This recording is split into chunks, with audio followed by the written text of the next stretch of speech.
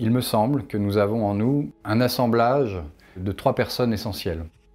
Un premier enfant, un second adolescent, et un troisième qui est un adulte qui cherche à prendre en compte les 2 autres personnalités qui nous habitent.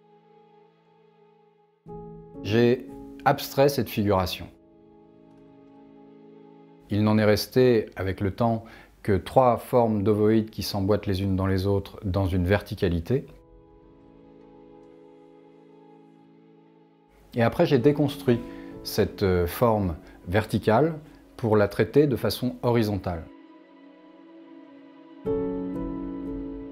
Suite à ça, j'ai retiré un seul de ces ovoïdes pour ne garder qu'une forme ovoïde.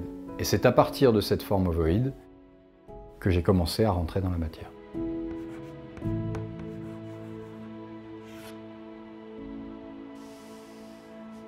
C'est un exercice sensuel. C'est bien sûr un exercice du regard, mais c'est avant tout un exercice du toucher. Quand on travaille le bois, il est encore augmenté, cette sensation, parce que le bois a une texture chaude.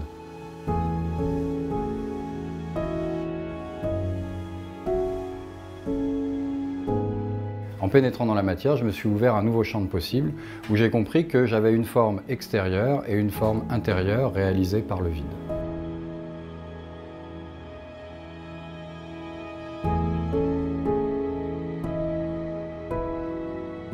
C'est vraiment aborder le vide comme une vraie matière à part entière.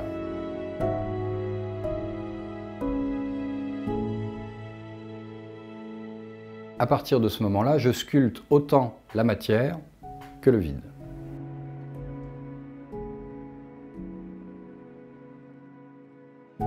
Le bois me propose déjà une lecture à l'extérieur, et puis il y a des zones de transition vers l'intérieur.